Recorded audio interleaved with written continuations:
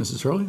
Okay, next is a public hearing resolution number 06-2025. This is authorizing a letter of support for legislation to repeal the requirement that a Class A beer, wine, and liquor license be issued only to establishments operating as a restaurant in Wicomico County. The bill summary is as follows. For the purpose of repealing a certain requirement that a Class A beer, wine, and liquor license be issued only to a certain establishment operating as a restaurant in Wicomico County and generally relating to alcoholic beverages licenses in Wicomico County. Thank you, Mrs. Hurley. This time we open the floor for a public hearing on Resolution 26, 2025. If you have any comments you'd like to make in reference to this resolution, come to the podium. Please state your name and your county of residence and concerns. Thank you. Thank you, Mr. Cannon. Victor Laws, attorney. I live in Wicomico County. Attorney for the Wicomico County Liquor Control Board. As stated on the other two bills, the dispensary is opposed to this one and believes you should give an opportunity for the hybrid system, which has only been in operation for 6 months, to function and see how that works out. There was some discussion in December about this idea of getting rid of the restaurant requirement. And one of the members of our board talked to former Delegate Conway, who was indeed the person who put this into legislation. And I think the gist of that conversation was that this provision that requires the operator of a liquor license selling hard liquor to have a restaurant and have a 51% food, you might say, more restaurant receipts than liquor receipts, I think exerts a measure of indirect control over the situation and would prevent a proliferation of kind of small taverns and that kind of thing that would be separate from a restaurant. So it kind of exerts a measure of control. It kind of creates a more family friendly atmosphere, and it probably has a small effect to promote temperance, because if you're in a restaurant buying liquor and you're consuming food, that the liquor doesn't typically operate quite as fast on the system, and somebody is maybe a little bit less likely to go out and drive while they've had a little too much to drink if they've also consumed some food. So that is a little bit of the historical reason behind the food requirement. We think you should leave it alone and leave that situation as it exists. Thank you. Thank you, Mr. Laws.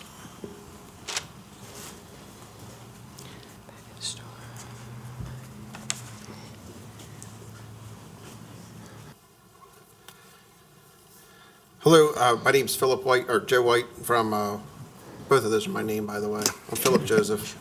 Just realized that sounds weird, just so you know. Wow. If I did something bad, call me Philip. So I think this actually is a unique opportunity. I think at the end of the day, this does not warrant your support this year.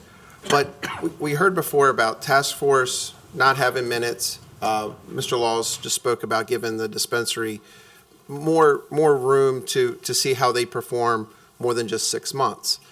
Why don't we use this as a compromise, as a case study, to form a task force where the public is allowed to come?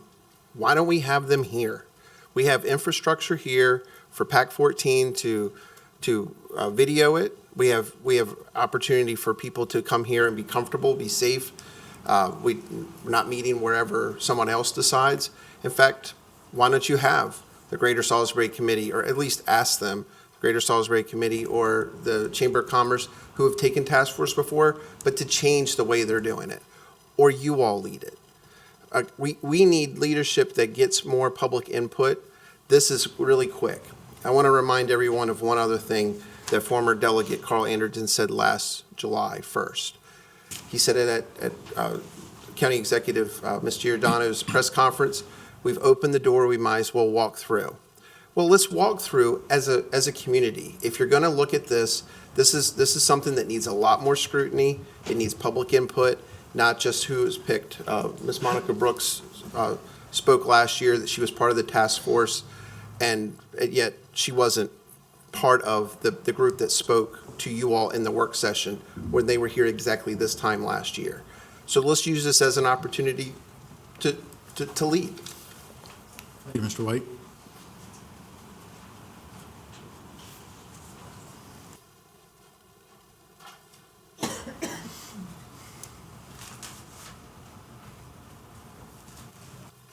Hi, Glenn Ains again, Wicomico County, Hopper's Tap House and Liquor Store. This is an odd one, since I own one of the licenses that it would allow to separate. I agree with Mr. White, right? Is it White? I should know your name by now. Phil, the other one, gotcha. Because there's a little bit more to it than just a separation. There's some questions that are automatically going to come up, and then it's also going to open a door for additional licenses. Eventually, someone is going to try and use the change without having that attachment to go ahead and have a new license. I know 50 people that'll put applications in as soon as they're able to. They all hold beer and wine right now. So with the license that I have, it's funny, with the liquor store part of things, I like the liquor store. The restaurant's a lot more fun with the bar. It's a lot more people, a lot more going on, a lot more social. The liquor store requires a lot of babysitting in the parking lot as well. Most of the trash they leave, we don't even sell those items. We don't let people sit on the sidewalk. We compete for our own parking because liquor stores are busy at the same time restaurants are busy. It just happens that way. So I've always been in favor of the separation, but I think there's also some questions that need to be answered in a way that it needs to be done properly. I'm not opposed to it, the approval of this recommendation. I don't believe it changes anything for me because I can't sell my liquor store. As far as I understand, I can't move it off-site, so I don't gain any benefits from parking revenue. I can't make it larger because my liquor store is only allowed to be 25% of my overall restaurant footprint. So I can't compete with the dispensary on a scale to where I can order 100 cases at a time. So there's a lot of little things that go into, even with the change in licenses, there's a way I think that it could be done as it reads. It doesn't hurt me. I feel like I have maybe more to gain, but as it would be, it would need a lot more work for me to be able to benefit from it at all. So I'm not opposed to it, but I think, from the county standpoint, if you actually get to see what it involves and the reason why it's next door, I believe I should have to own a restaurant because now I've seen what it entails of owning the liquor store, and having that extra vested interest in the community and relationships with, making friends through the restaurant, it makes you a more responsible steward of our community. So that's it. Thank you, Mr. Ains. Thank you.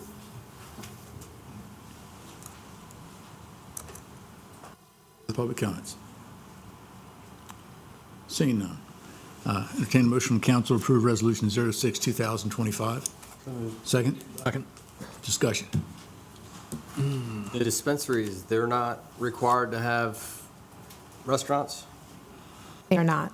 Well, what's the argument that they're trying to make about having a restaurant at the, I think actually President Cannon mentioned this last time. It's a little jarring, I think, to a lot of people to have a restaurant with a package store because typically they're not consuming the alcohol on the premise. They're going to the package store, buying the bottle of whatever, and then leaving and taking it home or wherever they're taking it. So no, you wouldn't even be able to buy it from the package store and take it next door to the restaurant. right? So I don't understand what one has to do with the other, honestly. I think that our three entities that have it, Right. Mr. Ains, Boonies, and Buster's, I think none of them are going to be affected. This is not giving more licenses. It's literally just taking away a requirement. I do think what was brought to our attention, there was a little bit of a potential issue on the Nanticoke Road location. We're looking into that a little bit more, but with the restaurant situation. That's to I don't know, we'll find that out later. But anyway, the dispensaries don't have to have a restaurant. I think that their argument is kind of moot at this point. But just to keep in mind, too, I think there was some confusion. This is only for Class A's. Class B's are the ones that have the restaurants, like your Brew Rivers, that kind of thing.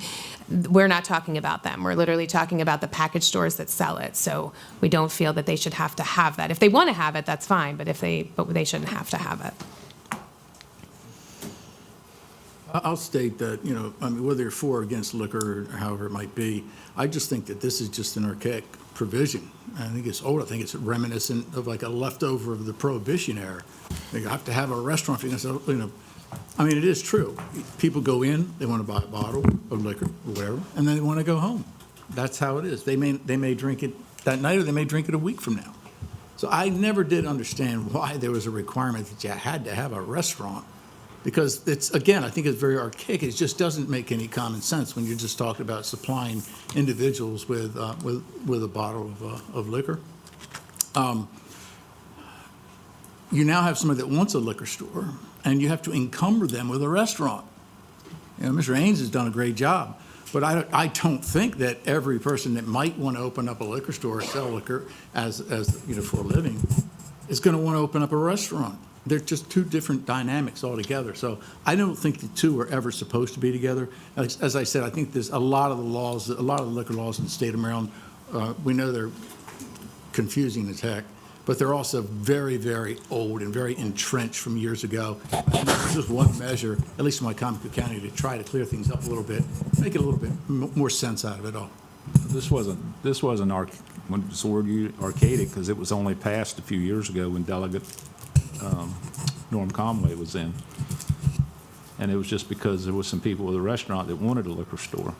So it's not that old of a law, really, and I guess it was done at that time as a special favor to somebody maybe or whatever, I'm not sure. I wasn't around to know how it was done. But here again, this is another avenue to open up for there's more liquor stores in the county. And I think the real danger here is if you get nationwide large companies coming in and take advantage of this, if we open it up, that'll hurt small businesses. So that's why I can't support it. I do want to note that in this bill, the law remains that the board may not issue a license to an establishment that is a corporation or limited liability company unless the licensed applicant owns 75% of the issued capital stock of the corporation or limited liability company. So that gets at. And that's the way the bill reads now, but that doesn't mean it can't change a year from now. But it could be amended in the future. well, any law could be. amended. So But that's kept in. That's not taken out by this. I don't think that this promotes more liquor stores at all. It literally doesn't do that at all. Yeah, there's no provision in here to give an additional licenses. Yeah. I understand. Any other questions, comments? Jeff? I agree with Mr. Ains. I think this is a discussion for down the road.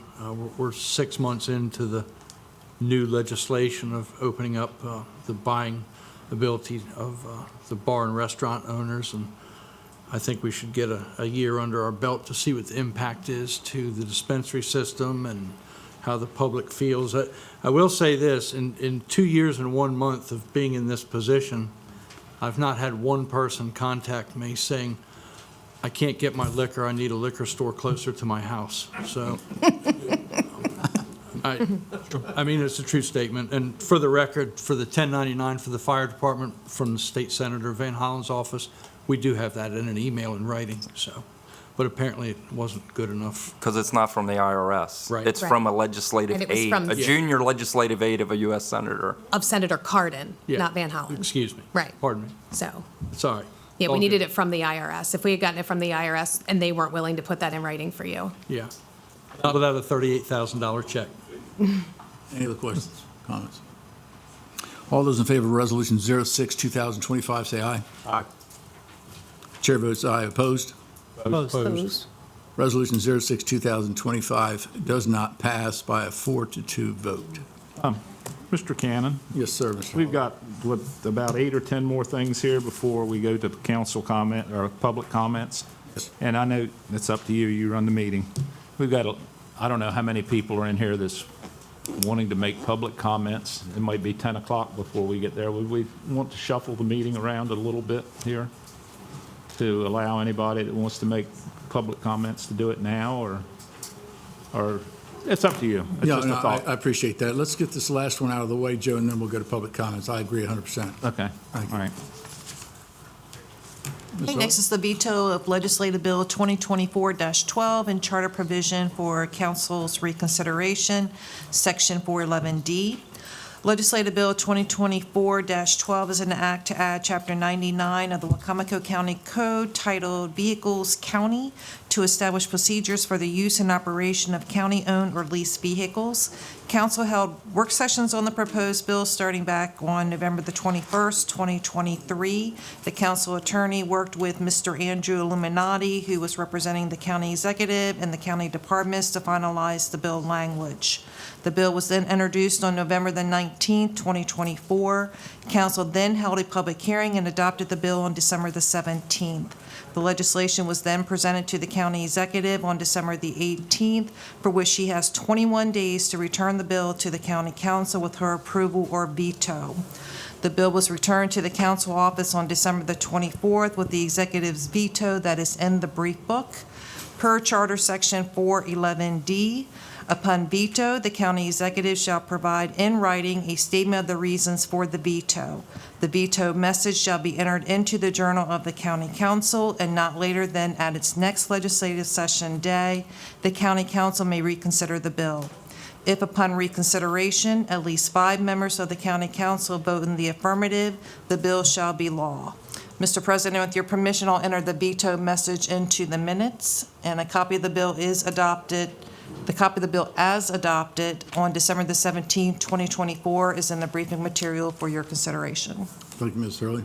This time, ask for a motion to reconsider Legislative Bill 2024-12. So moved. Second?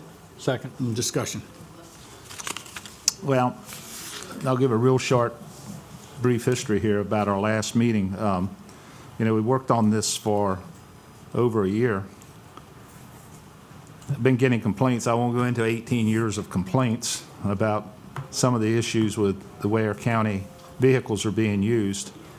But at our last meeting, our HR director said she agreed with 99.9% of what we had brought forward and what we voted for. To rectify those problems, we passed 6 amendments. I don't understand why I know what the county executive said. She made the statement that we're overstepping our authority. We're not overstepping our authority by doing this. We're making a law. Council is legislative. We make laws. The county executive enforces those laws, enforces them with the employees, what's on the books. Now, they're saying that they could do this with in the personnel manual, and they can do that. But they've had a number of years to do this, not just them, but prior county executives. So this has finally come to the table.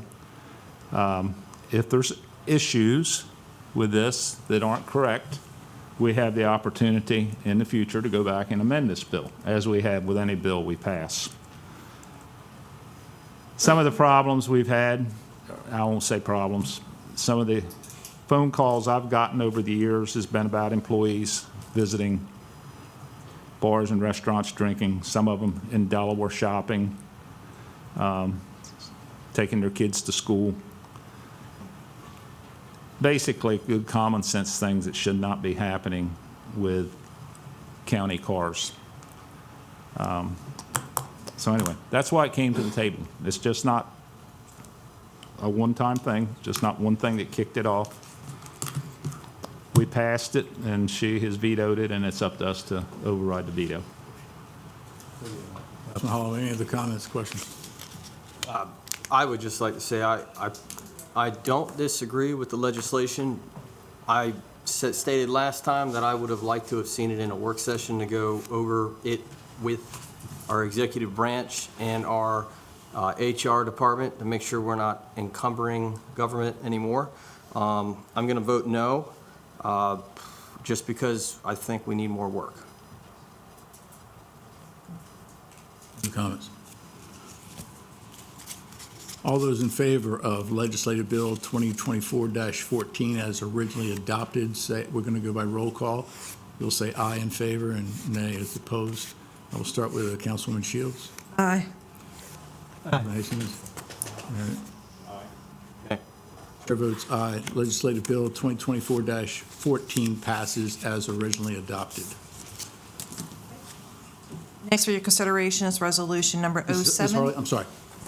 At this point in time, in order to respect what Councilman Holloway said, I do want to open up the floor for public comments so that we can get to that right now, and then we'll get back to regular business once we're done with the public comments. So at this time, we open the floor for public comments in general. Anybody has any comments you'd like to make, state your name, your county of residence, and your concern. Thank you.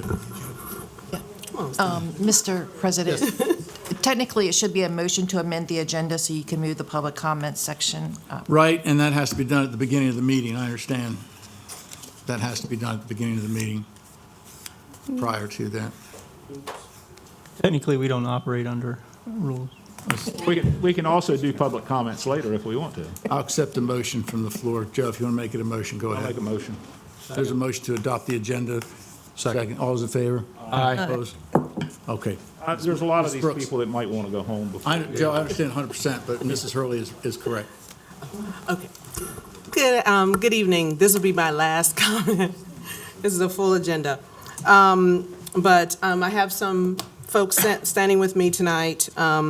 Not that long ago, we came talking about 8665 Hickory Mill Road, bringing that information to the attention of the county, that this particular project was asking for a permit for a storage shed, but we were telling the county that it was indeed attempts to make a biorefinery.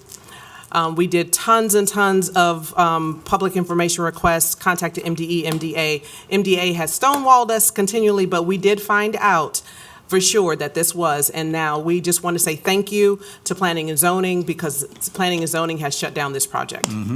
So thank you, thank you, thank you. But I do want to say it's kind of hard that the citizens themselves had to work so hard to get this done. But we do also want to just ask that the county continue to help with this project, that through this appeal process, because we know there's an appeal process coming through. But something industrial should not be zoned in agricultural area and in residential area. And we're already seeing the results of something like that, that Purdue plant. People can't even leave their homes right now. The PFAS, that happened locally. So when you mix industrial with residential, there are potential harms to our water, our air quality.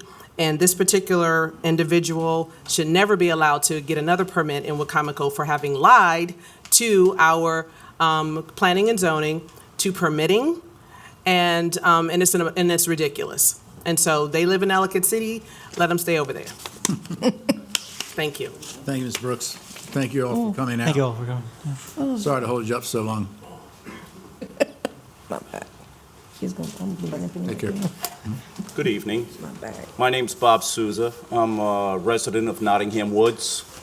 I know many of you from my professional background, but I'm here today, or this evening, as a resident of Nottingham Woods. And before I say anything, Ms. Shields, boy, you can't hit the nail on the head any better than what you said. We have to start with the children, and we have to educate people. And I'm sure you don't look old enough to remember Lady Bird Johnson with "Give a hoot and don't pollute." Yeah, I do. We have to get back to some of that stuff. But anyway, please excuse me. I don't know if I need an interpreter, right? Steve, I haven't lost my accent yet, have I? No. Microphone a little closer. It's about the conditions after this last snowstorm. I manage in my professional... Wow, I'm done? No. Oh, wow. I can't remember which button it is to reset. Well, that's okay. And there she It is. won't be long. I thought it was those buttons. In my You have professional about 2 minutes. life, I manage 600 acres and 34 properties, over 200 employees, with a crew that goes out and takes care of We do the snow plowing and snow removal for probably around 8 ourselves, and we contract the rest. Never, in my experience with my staff of 9 years, has anything been closed or not accessible to the public or our customers in 9 years because of snow. My subdivision has not been plowed since the storm started. Now, I got so upset today, I called my local person, which is Mr. Holloway. Got his answering machine, and to your credit, Joe, within 5 to 10 minutes, I had a call. Of course, my message to him was kind of stern, not rude, but stern, and trying to be polite, but he returned my call quickly. I got home at about 3:30, 4 o'clock, and one of our wonderful trucks went through, and by the time they went through, I still have 2 inches of ice in our entire subdivision with a little windrow along the edges about that high of snow. They went through Tuesday night when my crews were still out until 11 o'clock at night, making sure things were ready for people the next day. And they drove through and didn't even drop the plow. So, I mean, we have to visit this. I don't know what the problem is, and believe me, it's not just me. A lot of people that work for me live in subdivisions, and a lot of subdivisions, I think, got a blind eye. You know, I don't want to use the voice, this is not acceptable or all that. If there's conditions that cause this, then someone needs to tell us what happened. But you know, in my position, I'm also a weather nut because I'm required to. And according to the National Weather Service out of Wakefield, Virginia, and I work a lot with emergency services in the county on stuff.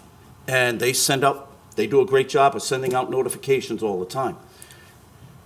The National Weather Service for tomorrow night and Saturday morning, they covered their butts so well, they have 5 slides in there.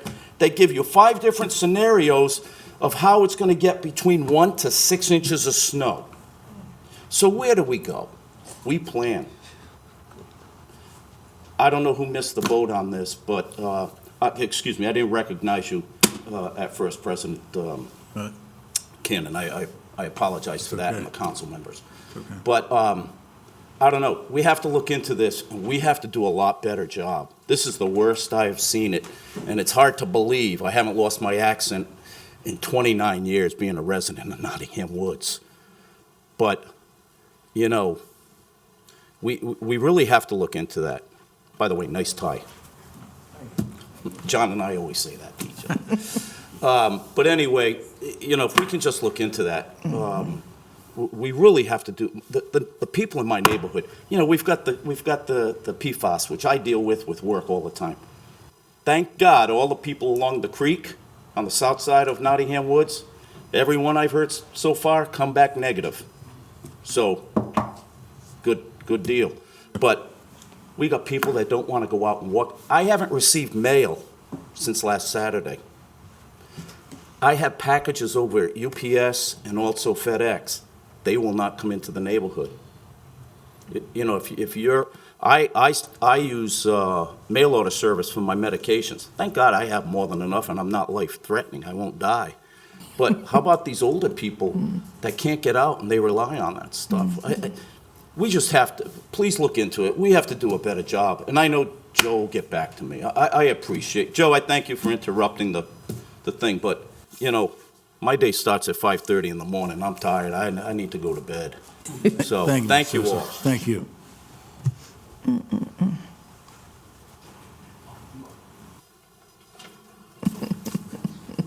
Stefan Feliciano, Wicomico County resident. This is probably a little premature because you haven't worked on it yet, but I'm gonna give some comments on the resolution to award bids from the Director of Local Management Board.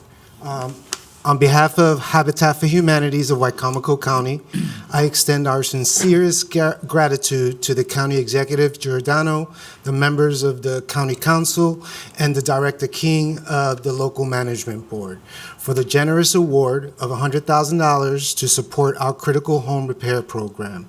This vital funding will directly impact the lives of up to 11 low-income households in our community by addressing safety hazards, improving accessibility, increasing energy efficiency. Your support empowers Habitat for Humanity to continue serving our community by providing a hand up and not a handout to those in need. This investment in our critical home repair program will have a lasting positive impact on the health, safety, and well-being of our countless families in Wicomico County. Thank you again for your unwavering commitment to improving the lives of our most vulnerable residents. We look forward to continuing our partnership in building a stronger and more equitable community for all. Thank you. Thank you, Mr. Feliciano. Thank you for your work.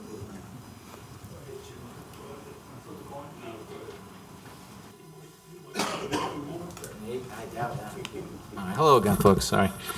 Two things. First, don't ever lose your accent. None wrong with an accent from where we come from.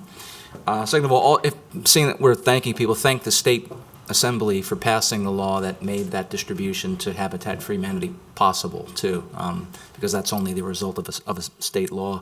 Let me just say this as well, two other things. I'd like to commend the County Council, and particularly President Cannon, on just the very nature of these public comments, because I don't know if people have recently heard, but in this very room, starting next week, under the city meetings, there are going to be severe restrictions on public comments. They're effectively taking upwards of 16 minutes that a citizen will have during the 4 meetings per month and lowering that to 4. Okay? With no explanation. They're also cutting Zoom access. And if you physically can't get into the building after 6 p.m. and submit the comment form, you are not allowed, according to this new set of proposals, to even offer comment. So I think that's a very frightening precedent. I commend the council for promoting and encouraging civic activism, even if it's when things are said that you don't want to hear. And let's face it, that happens a bit. So thank you for that. And if you are a city resident, I highly encourage you to come to the city meeting on January 13th to at least make your voice heard if you believe that citizens should be encouraged to participate in their local government rather than be more restricted. Second thing related to county issues, and this is off of what you said, sir. I concur. There have been some incredible problems with this particular aftermath of the storm. I think it goes back to ultimately where the buck stops, which is the county executive's office. We continue to have a roads division that is chronically understaffed. We continue to, of course, have major understaffing at solid waste, which I believe is about 70% now. So in the end, the county executive's lack of initiative, lack of planning, lack of responsibility, lack of accountability, and all the other lacks are really where that issue is. Unfortunately, this is what we're dealing with right now, but I hope greater public scrutiny of that comes up. So please just consider that. Last thing, I want to commend also the council for their votes on the dispensary issues. I actually think that Mr. White, Philip J. White, and his idea was also good. It had great merit to it, but I also agree with Councilman Merritt. See how I did that? That because this new legislation is relatively new, it is also good to perhaps wait another 6 months, perhaps a year, to see how it plays out, to see if this hybrid system is in fact paying the dividends, because frankly, and unfortunately the dispensary is not here, but I think they are worthy of our praise because they provide a service that gives us nearly $1 million a year that we don't have to rely on Annapolis for, that goes into the things that we need. And with us facing a $3 billion deficit, and with the governor saying today that there's going to be at least $2 billion of cuts, the importance of that dispensary is all the more apparent. And getting rid of something that gives us literally free money at no cost, again, it's a no-brainer. Yeah, no-brainer. Take it from a New Yorker. We don't get that often. Time's up. Anyway, nobody's perfect. Thank you. Have a good night. James Darlene, Wicomico County.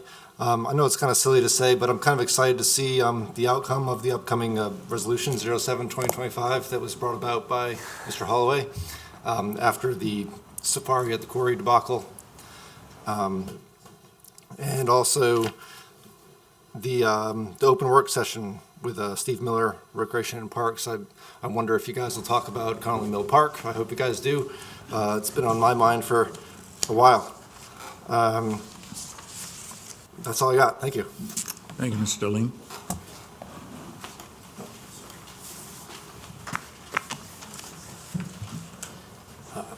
Mark Engberg, Wicomico County. Thank you again very much for having me. The Habitat Humanity inspired me. Jimmy Carter's funeral today, really impressive. He wanted to make a difference. I think everybody in here wants to make a difference, and that means a lot. And last time I was here, it was a long time ago, I'm also a disabilities advocate. I came here with Lou Riley. Do you remember Lou? Yeah. He was Secretary of Agriculture, and we were defending Holly Center because he was instrumental, and that's how long ago. So I don't come here much. So anyway, so litter is not my only thing. But I do want to bring up something to the council. I've spoken with Jeff Merritt about it before. I work in Delaware most of the week. About 3 years ago, Delaware initiated a statewide plastic bag ban. And initially, it was a little bit awkward. Hey, I go in the store, I forgot my bag, oh shucks. Now, it's absolutely a moot point. It's second nature. The city has enacted a plastic bag ban. It's been successful. If you talk to Jennifer Albera from Solid Waste, the Sierra Club has done a lot of surveys in the area. Food Lion, Acme, Aldi, Save-A-Lot, Target, Walmart, and the number of reusable bags is huge. And the plastic bags, nominal. So, the population, city population, about a third, right, in the county. And then probably half of the people shop within the city, the big box stores, et cetera. So probably half the people in the county are already complying with the bag ban. It's already almost a moot point. But we've got to do something, and we were talking about how do we change the culture. There's three ways. Education takes forever. Law enforcement, very difficult. Legislation, it can make a difference very, very quickly. If we can say plastic bags, and I have commitments from Sierra Club, from Green Salisbury, from Shop Local Delmarva, we will fund reusable bags and businesses. How many do you need? 5,000? Do you need 10,000? We'll do it. So, it's not difficult. If you shop at Aldi's right now, or, hey, how many store-provided bags did I use? It's 10 cents, whoopee. So I want that something to consider. We can get you a lot of information from Sierra Club, from other groups. PG County, Anne Arundel County, Baltimore County already have plastic bag bans. It's coming to the state of Maryland. It's coming. Thank you. Thank you, Mr. Engberg. Michaela Darlene, Wicomico County. I feel like I've been up here a million times tonight. Just kind of a little bit of a summary. I'm really excited for the open work session with Steve Miller, Parks and Rec. There are so many members of the community that are so happy to see Connolly Mill back on the CIP, albeit, down the road a little bit. We're just happy to see it there. We're happy to see that the community was listened to. I think there is a groundswell of support. We saw it at the CIP hearing at the Civic Center. We see it in the petition that continues to grow. We see it in so many different groups, bird watching enthusiasts, bikers, disc golf. We've seen so many groups that have come together and said this project really means something to us. And to have it back on the CIP is, it feels like a year's worth of extreme effort, dedication, and advocacy is being, at least heard, listened to, and rewarded. We appreciate that. I do want to reiterate that there's a large number of people that are willing to fundraise. They're willing to try to maybe do a Friends of Connolly Mill Park network. We're willing to have a lot of community buy-in, to have something that, we're not just saying, give us this. We're saying we're willing to work, we're willing to be community partners. So I look forward to that portion tonight. On the other hand, speaking about the plastic bag ban, I will say, when this first came up for us, when we were living in Connecticut, I was like, oh gosh, I need those. We have to have those. We use them for cat litter. We use them for packing things for the kids. It was miserable. Just like Mark said, very soon that went away. You get very used to it.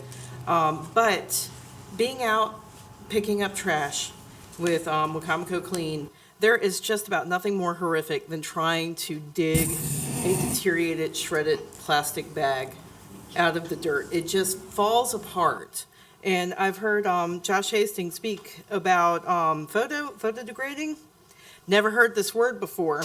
I've witnessed it firsthand, and it is scary. I think you've explained that it never really goes away or degrades. It just gets smaller and smaller and smaller, and eventually we're breathing. When you pull one of these out and you see it just shred and disintegrate and fall into the ground, you know what he's talking about. And when you really start to think, that's getting into all of our water, that's getting into our air, that's everywhere, all of a sudden, that inconvenience just doesn't seem so big. Thank you. Thank you, Ms. Darlene. Any other public comments? Welcome to say ditto. Yes, Mr. Atkins, right? Roughly. Yeah. Jim Atkins, Wicomico County. Just a couple things. First, for the council, I want to make sure you're aware late this afternoon, probably you were getting in your closed work session, I emailed each of you with some things concerning the CIP and Barron Creek Road.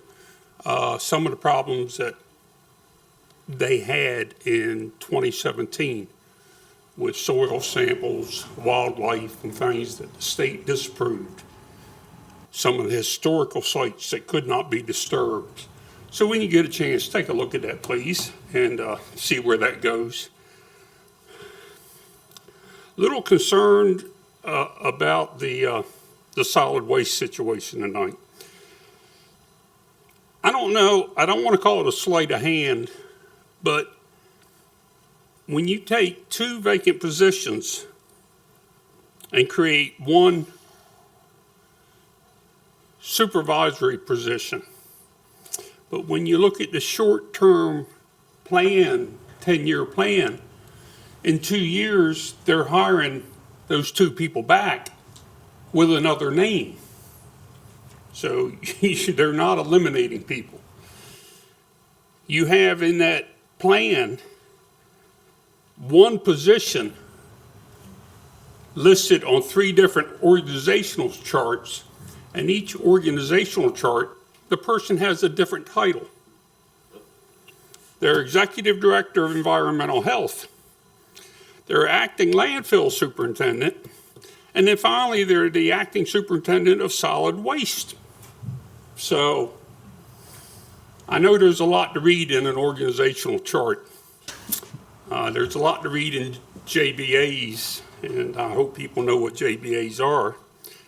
But please take a look at it. The county, as well as the state, is in a financial bind. The county needs a lot of things, but we don't need to keep increasing the payroll of people to get it.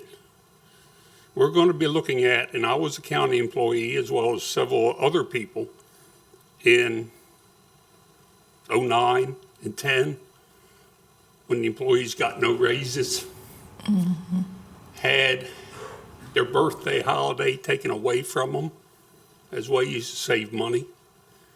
Are we looking at that coming up? I certainly hope not.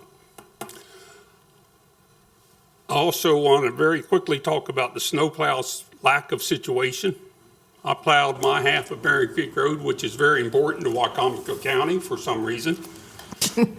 The county showed up Tuesday afternoon and ran a straight line down Barron Creek Road to where the road closed sign was and piled their snow in front of where I had cleared off for the mail people to get down the road. East Athol Road, like the gentleman said, hasn't seen a snowplow as of 5 o'clock tonight. And I don't think the roads department even knows where East Athol Road is, but I'll be happy to show them. Thank you, Mr. Akins.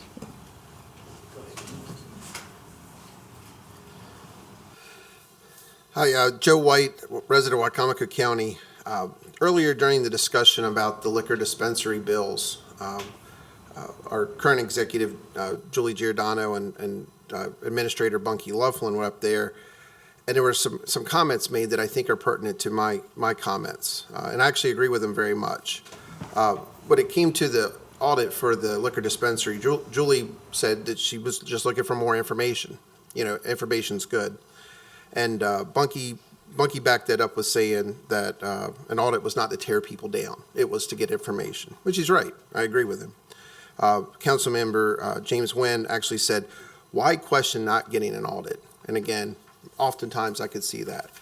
My request is, and this goes back to December 5th of 2023, with the work session you had with Brad Hoffman with Livewire Media. He said in those comments that he was willing to open up the books and give you all of the information you want. We don't have that information. We've asked for that information. We've sent in PIA requests, and we've basically been stonewalled with outrageous fees to get some of this information. I've talked to a few county council members. My understanding, and having watched Anjali Chantel talk at her work sessions, that they're working on it, but they're still waiting for information. Can we get a timeline for when we'll find out what that costs the taxpayers? We want information. We're not trying to tear anybody down. We just would like to know going forward. Along those same lines is the fiscal audit for 2024 in time so that we're not making rash decisions on budget hearings. Budget hearings last long enough. The question is when are they due? And I know for the last 8 or 10 years they've been late, but that's not the good reason for them to continue to be late. What can we do to make them on time so we can make better decisions? We're going to need to make better decisions to be fiscally conservative going forward. And one last request, and this is not an immediate thing. About 3 months ago, we heard about the library and them asking for the $390,000 or $340,000 in the fiscal 2025 number. It was delayed for a month while they got the letter of support from the state. When they came back a month later, they actually did not have that letter, but they assured us that they could. I would just ask for a follow-up for that and the renovation at the library in Parsonsburg. Again, it's just taxpayer money tied up. It's hard to say. I ride by the library in Parsonsburg every day, and sometimes they're working very hard and diligently inside, and they may be. I don't know, but nothing has changed on the outside in the last 60 to 90 days. Thank you. Thank you, Mr. White. I'll be very quick, President Cannon and council members. I don't want it to be mistaken that I was bashing our road crews. I have a whole bunch of people, and they work very hard. And I know our county road people work very hard. But when there's a problem on one of my sites and I get called about it, the reason is because they got poor direction from me.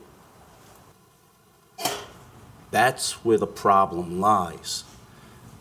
Those people out in the trenches, they work their butts off, but they're working doing what they're told to do. That's where the problem lies. One last thing on this whole, because I don't come to these things, but one last thing about the landfill thing. Being a business, I'm a public servant, but a business. I run a big public business of 225 people. And when you're looking for positions, and if you're director, the head of the whole landfill, you can't find anybody for that position, but you want to hire other positions, you should be redoing your whole chart. And if you need to give somebody more money to get them, You need that person first and get a really good professional there, because there's a lot of other things can be done with composting and stuff, a lot of stuff. And you need to get that person first and let them put out the organizational chart of an appropriate and a successful business. Putting this, it's a Band-Aid. And I understand the guys probably work to death, but it's really a Band-Aid. And they have to be treated with relevance, and you'll get the employees. I'm fortunate. Out of one section of 42 people, I only have one vacancy, and that'll soon be filled. Out of 165, I have none.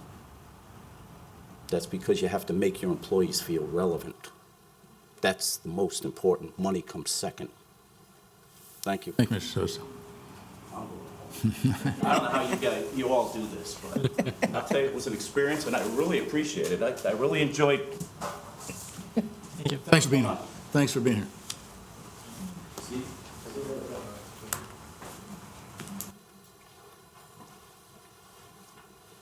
Good evening again.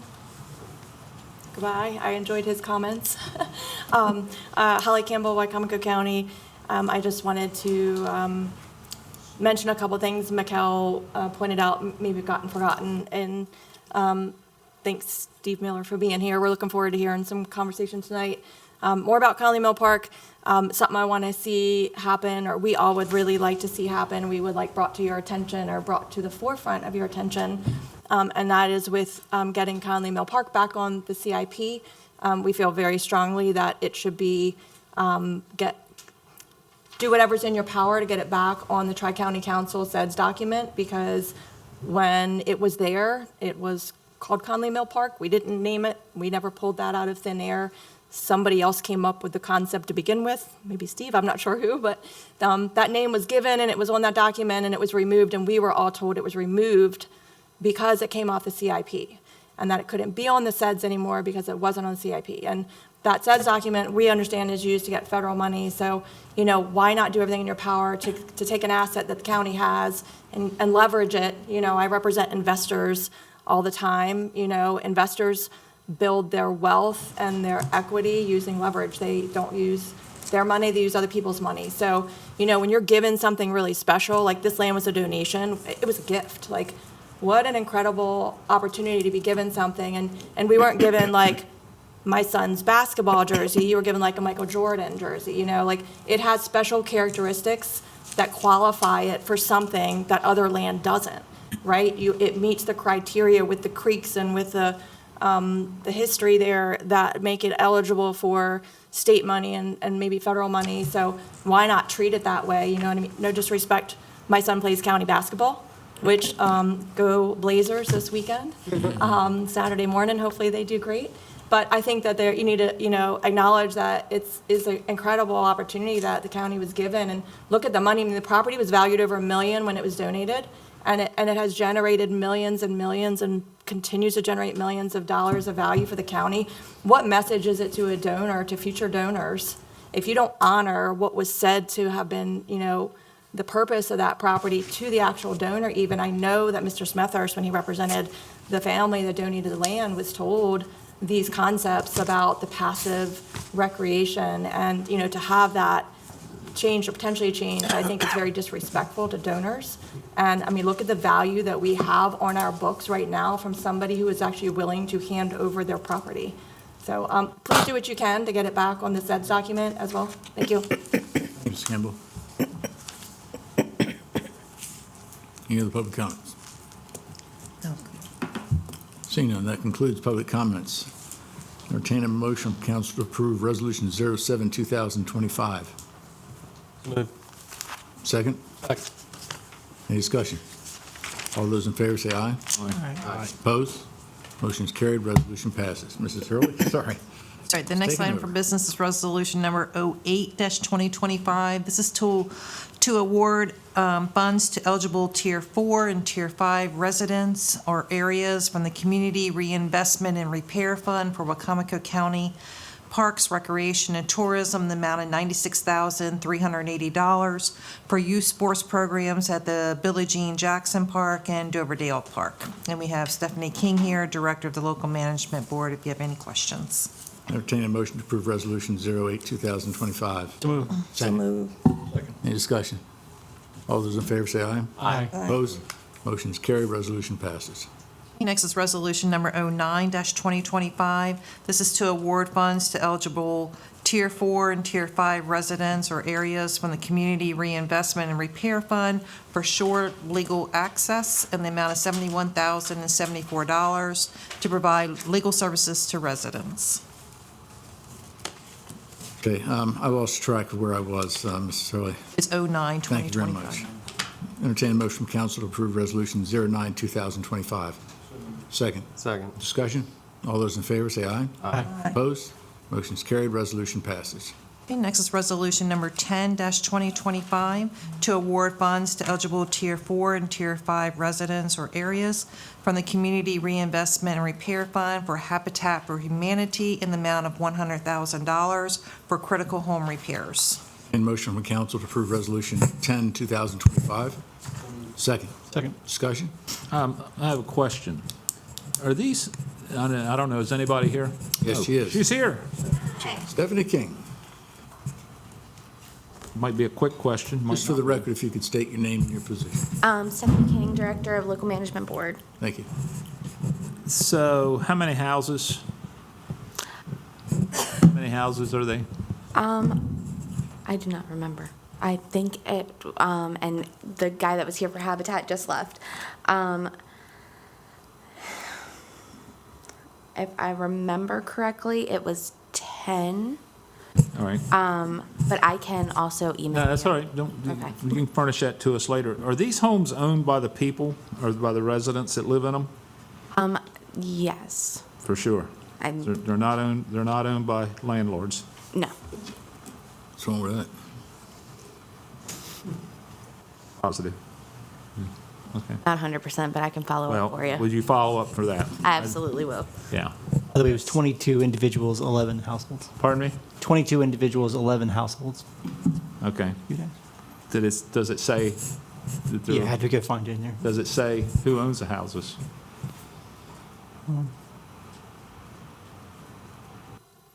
Should be most happy. Yeah, we had an issue a while back where, it's been so long ago now, I can go ahead, that I think it was Local Management Board, maybe, or some other organization, where it was getting free money to repair. No, it wasn't to repair houses, was it, John? It was to help pay mortgages. And Yes. one There's of a the mortgages Social they were Security helping for to pay was in deposits. Nutter's Crossing, And there was, that's why I'm questioning this. Yeah, so these homes would be in the Tier 4, Tier 5 areas. They would do the critical home repairs for them, and the way that the program is set up, it's almost a loan. They use these funds as a loan, and then it's interest-free loan. They pay it back, so it's a hand up, not a hand out. Okay, all right. Well, these could you residents. provide us with that information if they're owned by the residents that live there? Yeah, absolutely. Please, yeah, thank you. It does say for low-income homeowners, Joe, critical home repairs for low-income homeowners in Tier 4. I realize that's what it said, I read it, but still there's suspicion there sometimes. Okay, Absolutely. that's all I have. Okay. Thank you.